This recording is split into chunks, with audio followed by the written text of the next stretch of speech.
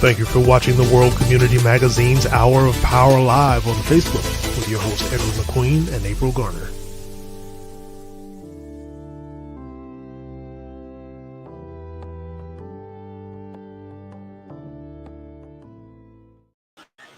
And good evening to everyone on this day, September 19th, Tuesday. We're happy to be here, thankful to be here. I'm your host, Ed McQueen, and co-host, of course, my sister, April D. Garner, today. So, afternoon, April, evening, how are you doing?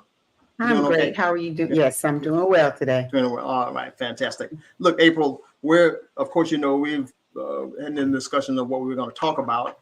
And tonight's show is going to be dealing with opioids and mental health. just want to say one thing that was reported to me just this morning or earlier today, and that was a recount of the yesterday's city council meeting in Conway. The fire department gave their report. I guess they do as monthly, I guess. And in that report, it said that there were 10 overdoses, opioid overdoses, with one death during that time period. So it must have been a month. So, and I'm just going by notes that were forwarded to me. Now, a couple of those could have been fentanyl, but I believe it were opioids. But having said that, we have the opportunity tonight to talk with someone who's been dealing with this for ever since his tenure there at the Horry County as Horry County Police Chief, and we're talking about none other than Chief Joseph Hill.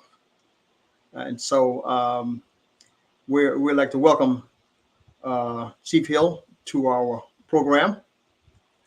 Good evening, everybody. It's good to see you, man. You look all healthy and everything. And Trying to. Trying to.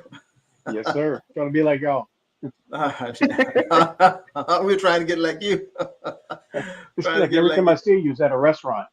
I must be there drinking water because I don't eat too much. But anyway, welcome to the program.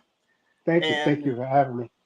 Yeah, and I find it with a lot of respect that you agreed to, you want to talk about this subject of opioids, and on our program. You may have had a discussion long before, but I don't think it wasn't dedicated to this particular topic in general. So, could you, without further ado, could you just go ahead? Everybody knows you, so you don't have to introduce yourself, right? I don't know if everybody knows me, Yeah. but I'm Joe Hill, Chief of Police for the Horry County Police Department, and I've been in service here in Horry County for about 7 years, but I've been wearing the badge since 1984. Wow. Wow. I look good for my age, don't I? You do. You absolutely do. Law enforcement for 40 years, almost 40 years can take a lot out of you, but you look great. Mm-hmm. Yeah. Well, I tell you what, it's an honor to serve, and this has not been a job. You've always heard if you enjoy doing what you're doing, it's not work. And this has truly been a joy. The unhappy part about my job is the many deaths that we have to deal with dealing with the opioid crisis. Mm-hmm. Absolutely. Well, Brother Eric, before we get started, I just want to remind our guests that if you have any comments or questions for our guests, please drop them in the comments, and we will certainly present them to our special guest tonight. We want to thank Verdell Beckman, watching from Columbia, South Carolina, our loyal watcher. Okay. Thank you for being. Yes. And I also want to welcome Ken and Lucinda Hughes out of Marion County for watching tonight. We certainly do count it a pleasure for you to be here.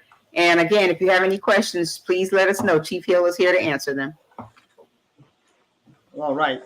Well, Chief, let's get started on this very, very important topic, which has been taken not just our community, but a lot of communities by storm.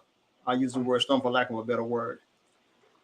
So, if you don't mind, can you elaborate on some of the maybe the statistics that to help us become aware of, and anything else that goes along with that? So since 2020, we've seen a 59% increase in opioid-related deaths. It went from 876 in 2020 to 2021, 1,400 deaths in the state of South Carolina. Horry County ranks in the top 3 across the state. And this, we're talking about opioids. We're talking about fentanyl primarily.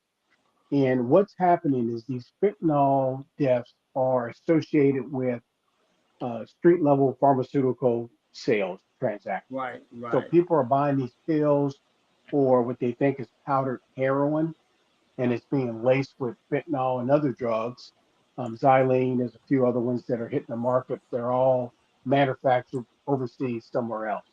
And basically it's wiping out our population. You can akin it to a destruction of our society by foreign hands. Wow. and I'm glad you're pausing at a moment. You call that the drug is xylene? Is that XYLENE? Yeah, I don't know the correct spelling on it. I'll have to look that up for you, but that's how it's pronounced. It's another derivative of the opioid plant, but it is a factory produced or laboratory produced uh, chemical and toxic.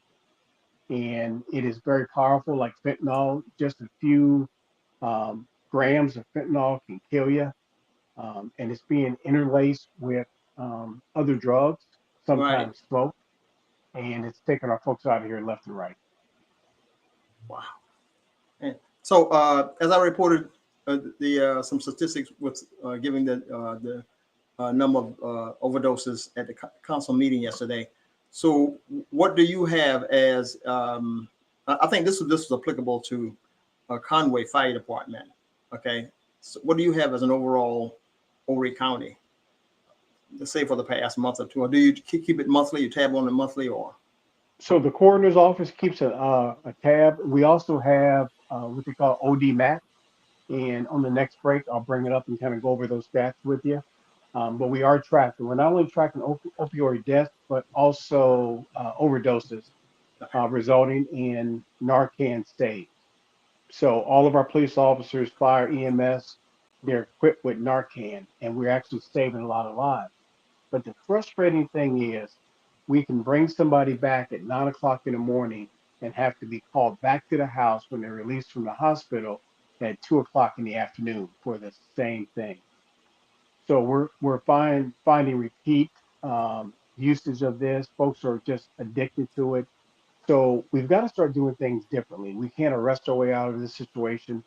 So what we've come up with is a harm reduction strategy. Fire department engaged in this last year, where someone who has overdosed and survives, the fire department has a team that goes back and checks in on them, offers resources, Right. give them options if they choose to take it. We are going after grant money to develop a team of responders, clinicians, or counselors that will be teamed up with a police officer so we can go out to alleviate sending a patrol officer who sometimes is ill-equipped to handle the situation because the police officer on the street has to be a jack of all trades. This team will be dedicated and specialized in recovery strategies and also dealing with the mental health portion of this. Okay. You know, but I think I don't know if it was on this program or not, but I did hear, and I forgot which program it was on, but that the city or the state was considering distributing free Narcan um, to uh, local supervisors of certain institutions. Um, do you know? Can you elaborate on that? So through a state and federal grant, Narcan is given out freely right now. I'll give you a prime example. My wife had to take a opioid-based pain reliever after surgery. So when I went to pick up her meds from the pharmacy, they also gave me a Narcan um, uh, dispenser and walked me through the process. And I told them who I was and I knew how to use it. But if you are going to get issued or prescribed an opioid in Horry County, and I would imagine across the state, they're also giving Narcan with that. So that's how beneficial Narcan is, but that's also how prevalent these deaths and overdoses have become. Okay. April, you can jump in whenever you want to jump in. If you You have any can questions, continue. yeah. Not at this time. That's time. Yeah. Is that an expensive endeavor? You think to what does the grant look like for if you want to make sure that the dispensing of or the distribution of Narcan is adequate and you have enough, and how often do you have to think you have to do it? Um, Well, for public safety agencies, the state's providing it, and we give training. We have ample supplies. So if an officer dispenses Narcan, sometimes we'll have to hit a patient with 2, 3 doses. But we have ample supplies to resupply that officer, and that grant's not running out anytime soon. The general public is just now getting access to Narcan, And I think it's going to become more prevalent in our schools, our daycares. You heard about that tragedy in New York City, where the kids in the daycare allegedly got into somebody who had fentanyl in that daycare center. And I think two of the kids overdosed, one succumbed to his injuries. So, unfortunately, that's the world we live in now. So as a harm reduction strategy, it's like seatbelts. Seatbelt is a form of harm reduction.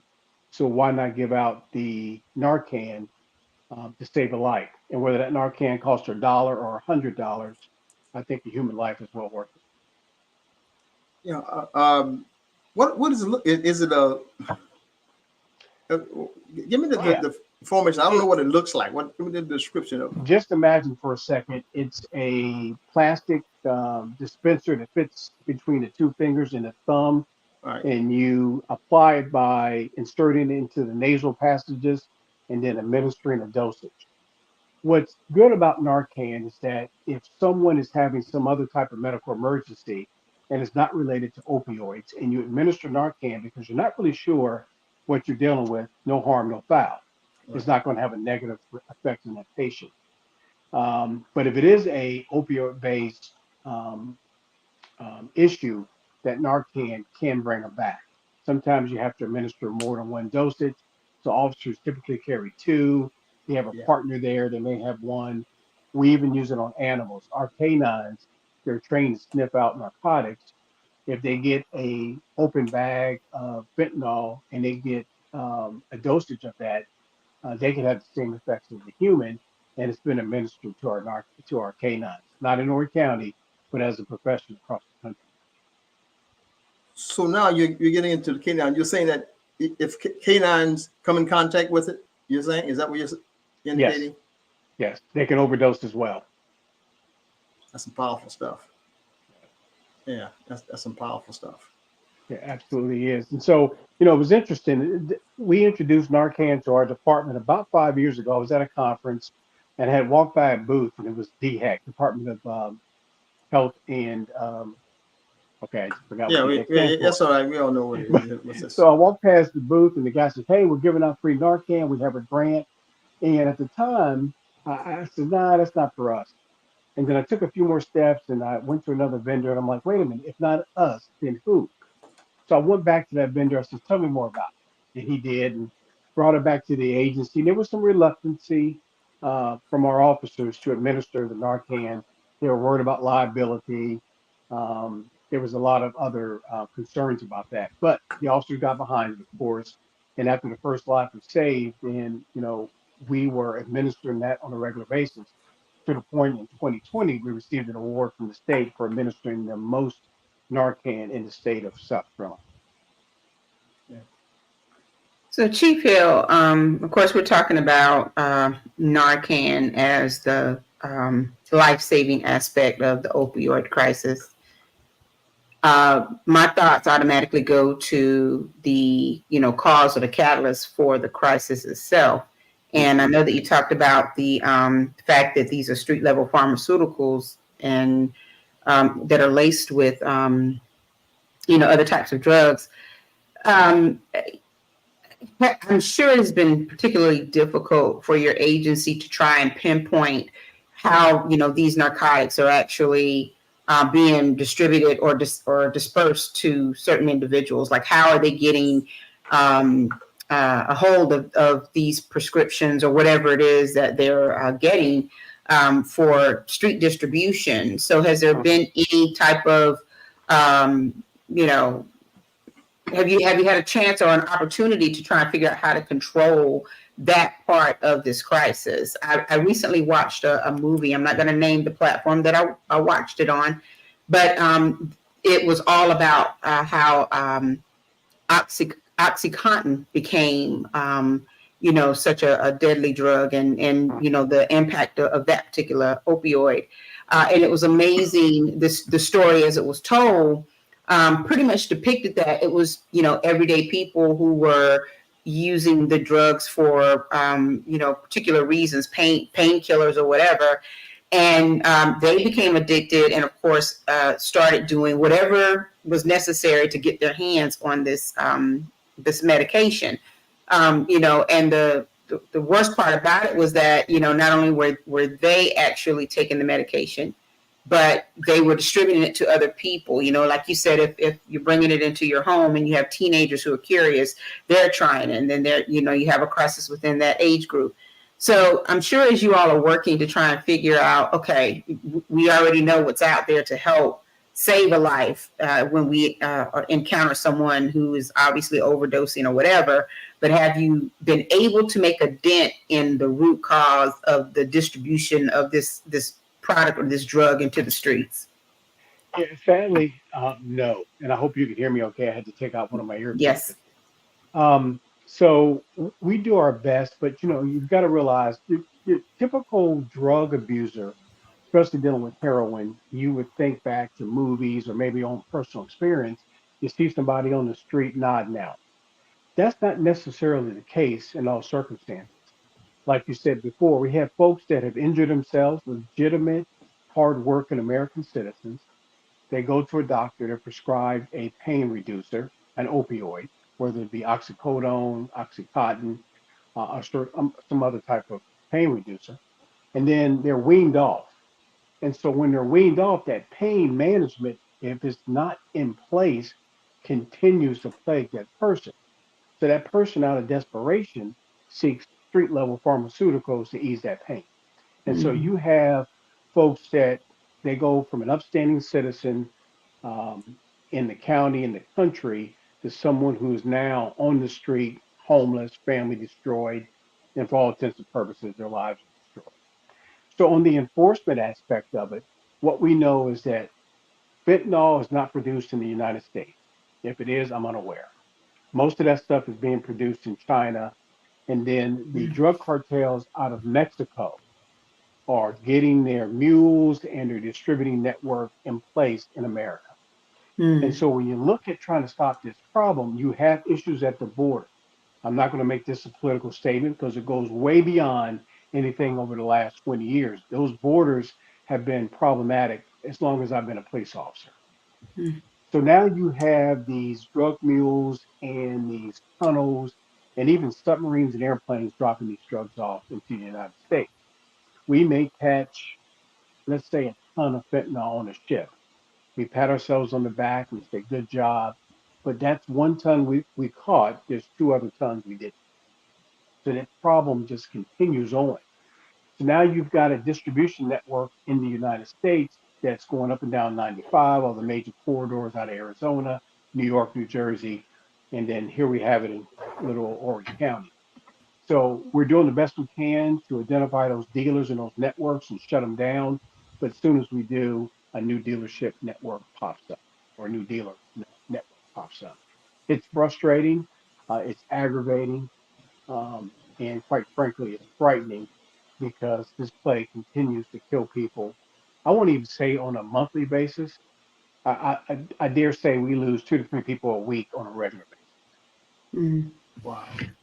We have a question from the audience. Priscilla Fuller, thank you for watching tonight. Also, one of our loyal viewers.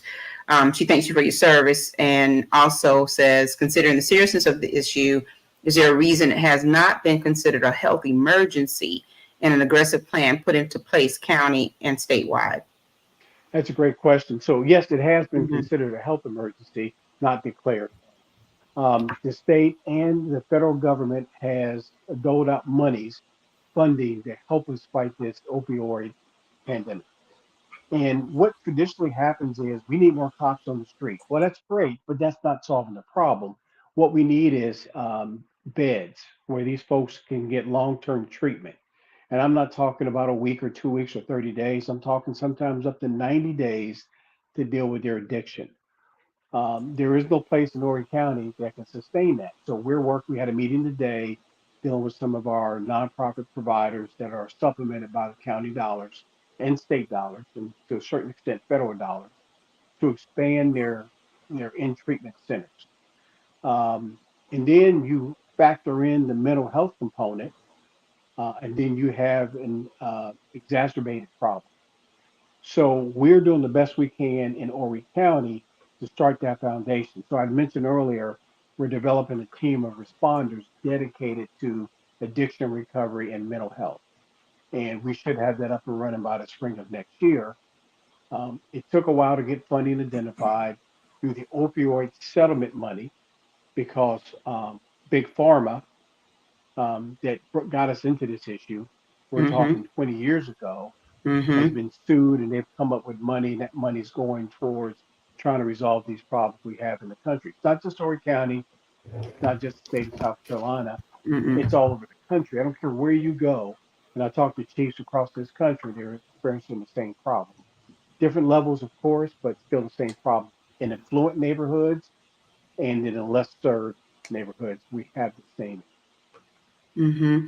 I'm glad that you well, I'll say I'm not surprised that you mentioned Big Pharma, because I think a lot of people don't really understand that, that is definitely a part of the root cause, along with what you're fighting in terms of the borders and things that you're talking about. So, it's amazing that this exists, and it is an epidemic if you think about it. The other part of it is that on top of the opioid crisis in terms of addictions, you also have the mental health aspects. And, from a clinical standpoint, most people can probably figure that if you have someone who is not only addicted, but they have, mental health issues, and that's a double whammy for any law enforcement officer or anyone who's trying to deal with a person, in and of the streets, who is either involved in criminal activity or just maybe, a lot of times we may even see it in the unhomed or homeless populations, where a lot of these types of things are prevalent as well. And it's good that you all have, as we were talking about in the pre-show, some external projects that you're working on, and because that part of it is very important as well. The mental health, the behavioral part, and I can't imagine trying to deal with both at the same time. As a law enforcement agent, yeah, it's just an amazing challenge. And so, you know, back in the day, I would say maybe 15 or so years ago, I remember there being, I think it was a methadone clinic in Myrtle Beach. I don't know if it still exists or not, but had the methadone, if there are still methadone clinics in the area, have they been able to help curb some of what's going on with the addicts so that you can kind of get a little bit of the opioid situation under control? Or is the methadone not as effective or impactful as No, you'd want it to be? that's a great question. Yes, we do. There's a methadone clinic and Suboxone. These drugs are interchangeable. They serve a similar purpose. They're administered in different fashions. But there are nonprofits in the city of Myrtle Beach and Horry County that harm reduction strategy. And so we have a group started by a young African American female, and it's called Firebird. It's an Mm, amazing nonprofit. I had a chance to meet with her a couple of weeks ago, and I was really impressed. So she's doing harm reduction strategies. So that is directing them to resources, providing clean needles. And it's hard to wrap your head around contributing to the issue by giving clean needles. But if you don't do that, then what you have is a compiling of issues. So you have mm-hmm, infections, you have HIV, you have other issues. So if not only are you giving out clean needles, but there's a way to dispose of the dirty needles. And those mm-hmm, dirty needles are now um, um, filled with narcotics that are illegal. So these nonprofits can't take them in, but they'll give them sharp boxes and they can dispose of it properly. It's hard for me as a law enforcement officer to conceptualize that, but I understand that doing the research on harm reduction, that you got to do something different than you have before, because what we did before just is not working. mm-hmm, So you're working with these nonprofits with these ideas and then counseling. So people need to feel valued. And if they don't feel valued, they feel like they have nothing to live for. So they have no reason to get off of these drugs that are making them feel better. So a lot of programs are out there. There's one in North Carolina that presented 2 weeks ago. I was really impressed with. They have a community. They call it agro community. And they take folks that will qualify for the program. They put them in a in-bed housing unit. They used to be, I think it was an old nursing home.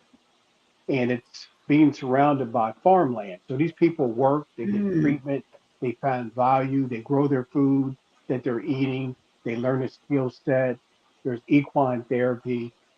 There's trades they're learning how to Awesome. weld, how to plumb, how to do electrical work to get them back in society as productive. A lot of these folks are unhoused. So now they have a place they can lay their head that's clean and they're not surrounded by all the distractions and the negative energy that brings them right back into the web of addiction. I love that program. I hope Horry County looks at it very thoroughly. Something like that would work here as well. So there's a lot of programs across the country that are working. We just have to be ready to receive those ideas and embrace them here for the community. I think that is a very impressive model. When you think about the fact that we are always talking about recidivism when it comes down to, folks who are incarcerated and they return to society, and we're trying to control those rates. This is almost a way of doing that as well when it comes down to the addict or the person who, like you said, is feeling like it's just hopeless for them. If you're teaching them some life skills and showing them how to be self-sufficient, maybe it will give them, more hope or desire to live better, a cleaner life or whatever. And so that is pretty impressive. And especially with the equine therapy, that's something that's different. It's unique. So, Firebird, you mentioned that. I'd never heard of it. You said that's in Myrtle Beach. She's in Myrtle No, Beach. that's Is that actually right across the line in North Carolina. in North I want to say Carolina? Okay. Columbus County. Okay. But the director came and gave a presentation, and I was blown away Hmm. because we're in this job to help people. We're not in this job just to arrest folks. So if we can get folks out of this quagmire that they're in, it makes our job a whole lot easier. They can get healthy, they can become productive citizens, maybe start a family and move on and then reach back because an addict talking to another addict is more effective than a police officer talking to an addict because That's they true. can relate to the struggle. And, Hmm. and we absolutely support that. So we've got to find new strategies to get us out of the problem that we're in. And Horry County Police Department is open to all of that. Horry County government, Randy Webster, who's the Assistant County Administrator for Public Safety, phenomenal leader, phenomenal guy. We're working in partnership to make a difference in Horry County, and we're going to succeed, no doubt in my mind. I'm sorry. Go ahead. That's all right. Go ahead. I was going to say also in the pre-show when we were talking about the mental health component of this, you mentioned that you have not only external projects, but you have internal projects. Talk a little bit more about the internal projects. Sure.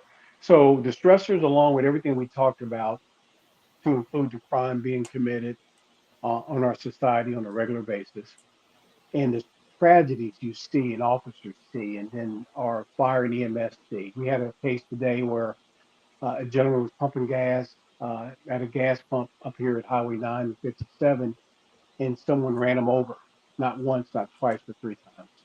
Oh my And God. we don't know why yet. Investigation is ongoing, but you have officers and EMS that responded to that, and you can imagine how horrific a scene that is. Or a baby who loses its life in a fire. So those traumas, those accumulated traumas, build up on first responders. So we've got to take care of ourselves before we can take care of someone else. And that's what we're doing with our internal mental health program that we're established. We have a wellness clinic. Soon we'll have clinicians at the wellness clinic and the counselors to help our first responders and our employees in general, not just first responders, deal with the stressors of life or the stressors in combination with their job so that we are able to go out and help our community members. It's like the old saying when you're in an airplane, they say, hey, look, put your oxygen mask on first, then you can help your child or your significant other Yeah. sitting next to you.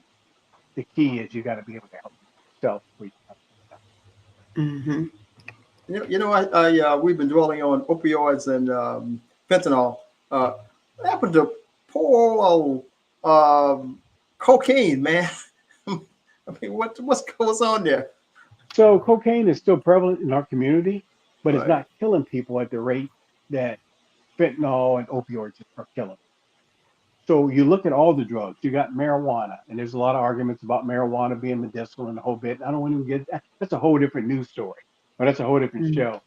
You've got opioids. You've got cocaine. You've got intoxicants that are sold over the counter. You have alcoholism. Now you go back to a lot of the issues that people are dealing with. It starts with alcoholism. That's Right. a Yeah. Mhm. substance abuse, That's right. and Yeah. folks can't deal with that, and then they turn to other drugs. So you've got many distractions in this community that are taking us out. In the African American community, we're losing people on a regular basis to alcoholism, diseases associated with alcoholism, poor life choices. And then in other parts of the community, you're dealing with folks of affluence that are dealing with addiction problems Right. that you didn't hear about 15 years ago. So it's very complicated. There's a lot of challenges in dealing with this. Bottom line is we're police officers. We're not clinicians. We're not counselors, but we are blessed in Horry County to have a police officer that is a licensed clinician. And Scott Calderwood, who is one of our corporals, soon to be a sergeant. Hope he didn't hear that, but he's going to be leading the charge. And Right. I'm going to introduce him to CLEAC and some other things once we get up and rolling. The man is gifted. He's passionate. He's educated, and he's committed to dealing with these addictions that we see every day on the street. So, what is his qualification to become the person like that? So he's a police officer. He's been that way for a while, but his personal passion was to be a clinician. He went to school, got his degree. He did his clinical rotations. He tested at the state level and got his certification. He has a private practice when he's not working as a police officer. And so I asked him, knowing his background and his past, and says, "Hey, would you join me in this fight? And would you take the lead on building this program?" My time with Horry County is short. I maybe have another 10 months, 11 months left here. I've been doing this job since 1984. I've been here in Horry County since 2016. So it's time for somebody else to take that mantle and run with it. We have competent leaders I put in place that will do that. But Scott is that one that will be on the ground floor of building this crisis intervention and response team. Well, indeed, we are blessed to have that kind of personnel. I don't know if that's uh, in low numbers and in other counties or even other states, but does Horry County stand out as having one like that compared We to do the rest not. of? Actually, Richland County started a program, I would guess, I think it was 3 or 4 years ago. Very successful program. We're going to model a lot of our work after them. There's a young lady, I can't think of her name now. She's a PhD. She's a clinician as well. She's a deputy sheriff, phenomenal individual. And we're taking our cues from her to start a similar program here in Horry County. It's not common for law enforcement to have that type of certification or skill set. Um, but I think that if you look around the country, you see so many people entering this profession for so many different reasons. And if someone has that desire, then we need to invest in that and send them to school and have them do their clinical rounds. We have medics that are police officers on our SWAT team. Folks have that passion. I say we foster that. We keep them in the ranks and we have them become a tool to provide services to our county, city, states, and wherever they're working. Mhm. We have another question from Ms. Fuller. She says, with the massive influx of people from pretty much everywhere, the problem is going to be multiplied. How are we preparing for maybe an explosion of this issue in the county? Are we ready to address the issue? That's a great question. So we have an influx of a lot of people that love Horry County or think they love Horry County or coming to vacation here, and now they're transitioning to spend the rest of their life here. Keep in mind that those folks that are coming from other places are not necessarily addicted to any type of substances. These folks are here, they just enjoying the beautiful weather and the beaches. They don't bring a lot of the problems here, but there's some that do. Horry County is struggling to keep pace with the growth. Infrastructure, roads, schools, public safety, you name it, hospitals. We struggle. If you had to make a medical appointment anytime recently in Horry County, sometimes it'll take you 3 months to get medical care. It's frustrating, can be dangerous at times. So to answer your question, Horry County is doing the best they can, but they also are trying to balance the increase in taxes because all those services to meet the needs of a growing community require funding. A lot of Mhm. people moved here because the taxes are a lot cheaper than New Jersey, New York, Virginia, DC, and yet they push back heavily when it comes to raising the taxes for funding of EMS or infrastructure. Not to mention all the building and growth um, kind of compounds our issue with flooding. Right. When you take away these, I call them swamp areas or water retention areas, Right. the one palm tree absorbs so much water. When you cut that palm tree down or cypress tree down, you cause problems. It's hard to mitigate flooding. So Horry County is facing a lot of challenges, not just from the rapid growth of people moving in, um, but the rearrangement of our landscape. Environment. Mm-hmm. Yeah. Yep, absolutely. When you talked about the funding for law enforcement for some of the programs that you're talking about, the resources that are needed, you mentioned they come from the tax base. Is that primarily local taxes, or are you receiving any state support or even federal support for law enforcement in general, or your programs? Yes. So if you're talking law enforcement in general, most of it's coming from taxes in Horry County. Okay. Now, we have submitted grants for a federal grant. We call it a COPS grant. We submitted a couple of years ago and received 15 positions funded by the grant. That gives us funding for 3 years, and after 3 years, the county has to pick up benefits and fringe for the employees. We've submitted another grant a year ago. We should hear something hopefully by October. And if we do get 15, we'll add that. But the county council, in my time here, my 7 years, I've never seen the support we've had in the last 3 or 4 years. County council in this last budget cycle gave us 50 positions, 50. That's unheard of in the state of, well, in Horry County. Mm-hmm. And so those 50 positions were given to us to help fund the fifth precinct. We're growing by leaps and bounds. And going back to your other question, how do we deal with the growth? We're building the fifth precinct in Carolina Forest, one of the fastest growing communities, not only in Horry County, but in the state of South Carolina. Mm-hmm. So we're expecting to top well over 400,000 full-time residents in Horry County by the end of 24. That's crazy if you think about it. So how do we deal with that? We love our people moving down here. They pay their taxes, but how do we provide services to them? And there's a movement afoot in Carolina Forest to incorporate, and they want their own city. There's a lot of Right. challenges with that. And Yeah. that's again a topic for another show. But if you think about starting a municipality, you've got to fund police, fire, EMS. That's right. That's huge. You're talking infrastructure, fire trucks, fire stations, police stations, um, personnel. It's going to be very difficult. So what the county is doing is building up Carolina Forest as far as law enforcement. Right now, we have 2 officers that patrol Carolina Forest. We're going to double that this year to 4, and then eventually 6, and then so on and so forth. And I don't think I answered your question. So let me go back. So the state does offer up some support for us.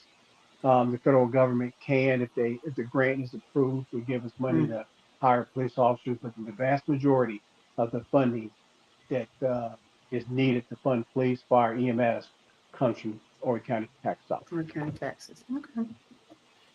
Well, yeah, I can the rebuttal, for lack of a better word, or the resistance of people paying taxes on things like that. You know, it's absorbed better, or the reception is much better if they're educated to that, to what that money is going to be going to. That's Okay. 100%. And we've actually explained that to our council, and they understand that if you want to increase public safety, the fire department has a special millage, is what they call it. It's a tax that you pay that goes directly to the fire department. And if you have a millage or a special tax that goes to the police department, and not just the general county fund, but just the police department to increase officers in an area to reduce response times, then I think people are more willing to say, yes, I'll pay an extra $1.50 a year or $10 a year of my taxes, my homeowner's tax, to pay for that. Or like riding on a penny, I'll pay that extra penny on a hamburger purchase just so I can have a road with no potholes or better road infrastructure. I Right. think people would be willing to do that if they felt comfortable, like you said, that money's going to a specific purpose. Okay. Well, we deal a whole lot. We were going to talk about mental health. Did you did you complete that subject? Do you want to expand more on the subject, or where the Yeah, so I'll, mental health? I'll just wrap it up with this. So mental health is an issue, it's a challenge across the country. I think COVID really threw people into a sort of a depression. Mhm. And I think really what concerns me more so than anything else when it comes to mental health is our young people. Yeah, Our young people don't have the coping mechanisms to deal with all the stressors they're now dealing with. You and I went absolutely. to school in April. I would argue the same thing for you. We didn't deal with the social media aspect of it. If I was Correct. bullied, somebody stood in my face and, went dukes to dukes with me. But can imagine, or I cannot imagine, someone and then starting a meme, and then all of a sudden 20 other kids or 30 other kids chime in on my social media feed, bullying me. How does a kid process that? So the schools are doing an absolutely magnificent job of bringing in outside healthcare providers. They have an internal network that's dealing with the social challenges and some of the stressors our kids have to deal with. But some of those kids are going to slip through the cracks. And so that concerns me because those kids now, 13, 14, 15, 16, will grow up to be adults with some of those same challenges. And then, Absolutely. unfortunately, law enforcement will have to deal with it. So Hmm. I think Horry County, the state of South Carolina, is a little bit behind the eight ball when it comes to providing certain mental health services. We've got to get on track with that. I've been in other major cities where they have whole institutions, for lack of a better word, dedicated to mental health. We don't have that here. We have a little network. We need a larger network. Just going back to one of your callers or one of your listeners who had asked a question about the growth in the county, that's what we'll see. We'll see Alzheimer's patients. I can't tell you how many calls we get every year where folks suffering from dementia or Alzheimer's elope, meaning they leave their house and they go Hmm. towards water or to the woods. So our dog teams are out searching for these elopers, if you will. We have a drone team that we developed so we can find folks in wooded areas that we maybe not have eyes on if we're, in the woods looking for them. So, that's another issue too. All these folks are coming down to our retirement age. They're 60 and above. And unfortunately, if you live long enough, you're probably going to have some cognitive issues. And then who's left to deal with that but public safety? So there's so many challenges to a growing retirement community. Hmm. Wow. Absolutely. Well, Indeed. go ahead, Brother Edward. Yeah. I was about to say, well, I know this is a stark difference from Virginia, so to speak, when you were in law enforcement there. Uh, but it seemed like you were getting good support from the county, Oh, yeah, absolutely. Yeah. I couldn't ask for better support from our council members, our administration downtown.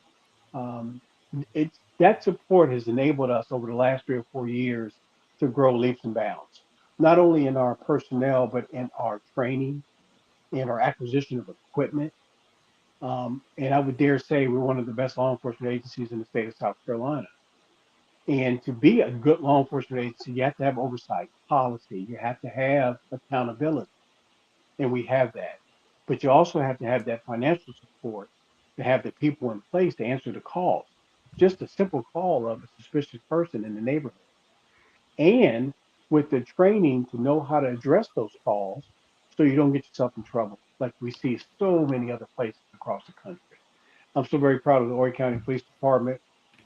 They are professional. They are kind people. We have If you call the law enforcement, if you call Horry County Police Department, you get a text message if you give us your cell phone. It says, hey, we got your call about a suspicious person. Officer Hill will be there in 30 minutes or will be there in 45 minutes. Then it will update you. Hey, Officer Hills was delayed because of traffic on 501. He'll be there in another 10 minutes. Officer Hill gets there, takes your reports.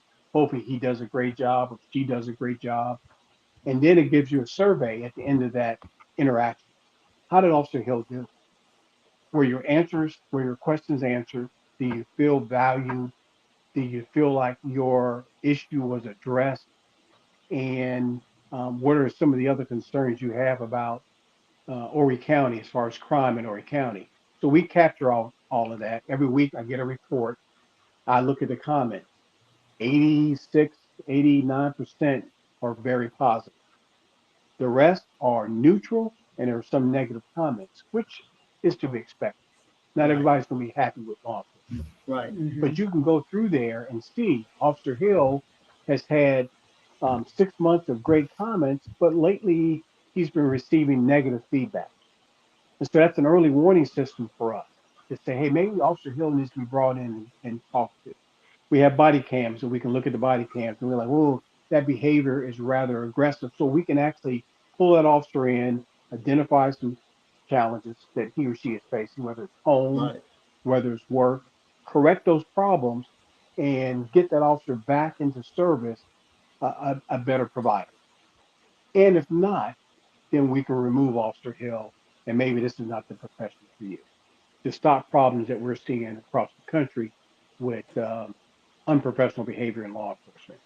So I'm very excited about the program. It's, technology, we have to embrace it because that's how we um, embrace a force multiplier, just like drone technology. So there's a lot of great things happening in Horry County. I'm very excited for the future. Okay. I do have one. I'm sorry. Go ahead. Go ahead. Uh, yeah. Maybe April. This should be the last question for me, and we'll talk about his expected retirement, whatever. But maybe you should go ahead and answer, and you make the Yeah, I was statement. gonna. Okay, I was gonna ask about the training that you have for your officers, and to just kind of continue what you were talking about earlier, as far as training certain people or having certain people who are trained on the clinical side. Your officers certainly don't go through the academy to get that type of clinical training, but I'm sure they're receiving a type of training that allows them to be able to identify when they, approach or are approaching or are being approached by someone on the street or wherever who might be under the influence of opioids or having a mental health crisis. So, are there training programs that are ongoing for the force, or is that something that definitely happens at the police academy and then kind of continues throughout the career? Yes, ma'am. So it's all of that you mentioned. So it happens at the Basic Training Academy in Columbia, and that's a crisis intervention training. And what Okay. that does is it exposes these young people getting into professional law enforcement on what it looks like when somebody is going through a mental health crisis, Mm-hmm. whether it's psychosis related to schizophrenia or some other type of mentally challenged diagnosis. Then they come and they get their training on the street through their field training officer, and that's reinforced. And then we have an online program that folks have to go through. And then once a year, we have what they call a crisis intervention training that's held at Conway at the airport. That's our training site. And we reintroduce, update folks on how to deal with folks in mental health crisis. And here's the key to all of that. If a police officer gets on the scene and it's so ingrained in us to quickly resolve a problem, move on to the next call because we're stacking up, people need to see. So we have learned to slow things down, especially dealing with mental health calls. If you Mm-hmm. can slow things down and expand that call, if it takes you 30 minutes, an hour, or 2 hours, you can calm people down. Cops get into trouble when they rush in to try to resolve issues. So with that mental health team that we're going to deploy, instead of having a police officer who has a million things on their list to do for that day. This mental health team with 2 clinicians and a police officer responds. They have the training, the certifications, they have a resource list. They can talk somebody down off the edge, if you will. Get them into some services, maybe change their prescription or get them a prescription if they don't have one. So that's what's so critical about having this dedicated team. So that police officer, who's a jack of all trades, if you will, can get back in service and handle the burglaries, the robberies, the stolen bicycles, or the missing persons. But to go back to your original question, yes, we have ongoing training on how to deal with people in crisis. It's amazing training. They're doing it across the country. When I was an academy director in Virginia, we had this program called Hearing Voices. We had officers in the program for 2 hours. They were giving headsets, and in the headsets, it was just low voices that somebody who's suffering from schizophrenia would hear because they hear voices. And some Mhm. people hear voices and function every day, and you wouldn't even know it because they've developed coping mechanisms. Mhm. Medication is one, or different strategies to deal with those voices they're hearing. It's not their fault that they're sick. So we put these officers through that situation where we give them their headphones and we say, okay, walk around the academy, go to lunch, but you can't leave the building. Um, you know, write a report, try to function as you would every day with hearing those low-lying voices in the back. And we had people watching them, of course. And so as Academy Director, I'm sitting in my office one day and I said, let me listen to this tape. Let me see what my troops are doing. And I'm sitting there at the computer typing up a memo and I got creeped out. It drove me nuts, and not to be funny, but it was unnerving for me. And that was Mm-hmm. 30 minutes of listening to these voices. These voices are telling me to kill myself, hurt Mm-hmm. other people. It was saying all kind of things. And I'm like, wow, this is what somebody in crisis has to deal with every Right. day. I had no clue. Correct. So when you encounter someone on the street like that, they're not they're not pretending to be that way. They're actually living with that every day. And so now you have a clearer understanding. Perhaps you don't raise your voice. Perhaps you don't have um, sudden movements. You don't Mm-hmm. have things that would trigger their behavior. And so you learn that through these classes. And that's why they're so very important. Mm-hmm. Well, Chief Hill, I tell you, yeah, I know that we've kind of covered the gamut, but when you talk about the opioid crisis, and of course, mental health is such a really big topic. It's just always good to try and to reveal to the public who's watching and listening what your force is doing to make sure that your officers are educated, that they're aware, not only just aware of the community that they're dealing with, but they have to be self-aware in order to really deal with a lot of these situations. You can't have someone who may be going through the same kind of things that you just mentioned, on the force. And so I think it's great that you have these 2 projects that you're launching, and you're dealing with the internal and the external aspects of mental health. That's so important, not only just in law enforcement, but really in any workforce environment nowadays, especially as you pointed out earlier, because of COVID and the way that just absolutely changed our lives forever. So, congratulations on, realizing that these initiatives are needed, and at least you're trying to implement these things, even though you've kind of hinted that your term is coming to a close at some point. At least you're still passionate about doing the work, and you're trying to make sure that that's a part of the legacy and the footprint that you leave behind. So I just think that what you described tonight should give everyone course to believe that there are some things that are being done in Horry County as much as possible, because there seems to be a lot of things that are totally out of your control. You can't control what Big Pharma may be doing as far as things are concerned. You certainly can't control everything that's happening with the borders and the foreign entities that are a part of this opioid crisis. All you can do is what you can do in Horry County to make sure that it doesn't become something that is totally detrimental to the community. So, just keep doing what you're doing. And you've actually given us a few things to research, Brother Edward. I want to know more about Firebird. I wrote that down. And yeah, mainly because, of the nonprofit arm of that, because of the fact that it is so hard for nonprofit organizations to do what they do, being, low on resources and funding sometimes. But, it's impressive that, someone thought that, it would be impactful in the community to create something like this and, a few of the other programs that you mentioned. So thank you for all this wonderful information tonight. The Hughes out of Marion County said awesome interview, and it definitely was enlightening. Well, thank you very much. And, going back to, our conversation earlier, I just want to leave it better than I found it. Horry County is a beautiful place, has a lot to offer, wonderful people, better support than I've seen in other parts of the country when it comes to public safety.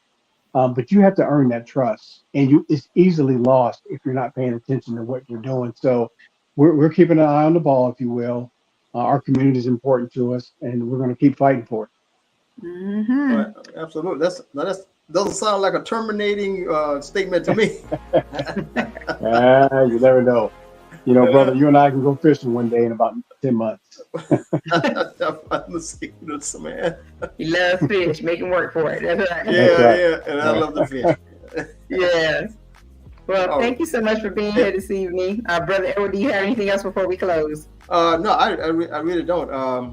Maybe I was going to talk about recruitment, but we can talk about that at another time. Yes, another show. Another show. Okay. Okay. Yeah.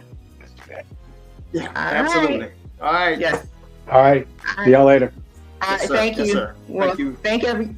Thank you to all of you who were watching with us this evening. It certainly was a wonderful show.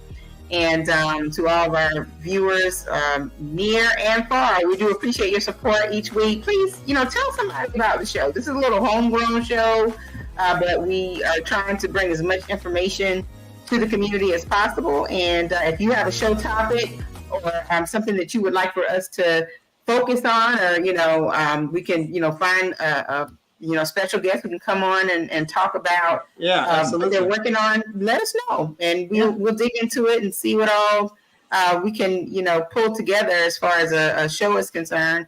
But again, we'd like to thank all of you for being with us this evening, and we'll be back. Good night. That's exactly. We'll be back. God willing. Yep. Yeah, God willing. We'll be back next Tuesday night at 7 p.m. with more. So, So have a great rest of your week. Godspeed. All right. Thank you for watching the World Community Magazine's Hour of Power Live on Facebook with your host Edward McQueen and April Garner.